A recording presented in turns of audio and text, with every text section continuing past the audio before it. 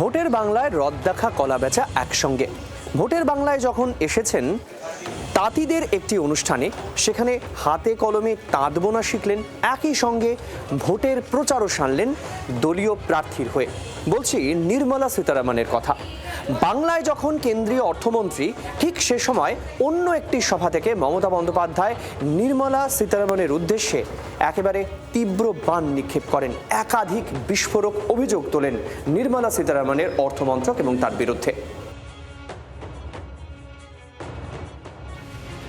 উপলক্ষ বিজেপির পশ্চিমবঙ্গ হ্যান্ডলুম এবং উইভার সেলের ব্যবস্থাপনায় কালনার শ্রীরামপুর আশ্রমপাড়ায় তাঁত শিল্পী সম্মেলন।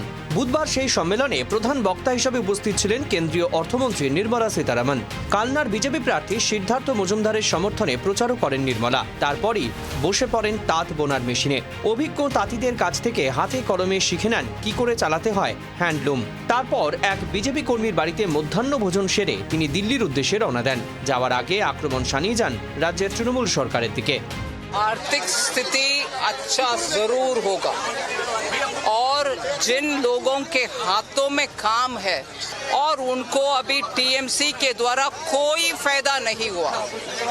अभी आप देख रहे हैं पूरे बुनकर वीवर लोग इधर हैं और उनका लग रहा है कि कोई उनका देखभाल नहीं किया जा रहा है। কেন্দ্রীয় অর্থমন্ত্রী যখন তাতে মগ্ন, ঠিক সে সময় ইসলামপুরের সভা থেকে তার দিকে বিস্ফোরক অভিযোগ করেন মুখ্যমন্ত্রী মমতা বন্দ্যোপাধ্যায়। এখন বিজেপি টাকা দিচ্ছে, ইলেকশন কোড ভায়োলেট করে বেনামি কার্ড দিচ্ছে। দেশের অর্থমন্ত্রী এসে ইলেকশন চলাকালীন পরে ক্যান্সেল হয়ে যাবে, ব্যাংক অ্যাকাউন্টে টাকা ঢুকাচ্ছে, ওই ব্যাংক অ্যাকাউন্ট পরে সব দখল করে নেবে, টাকার হুন্ডি নিয়ে নেমেছে।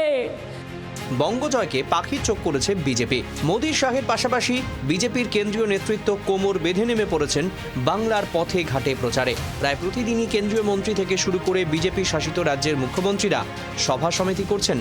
এই পরিস্থিতিতে কেন্দ্রীয় অর্থমন্ত্রীকেও বিত্তের ছাড়লেন না মুখ্যমন্ত্রী।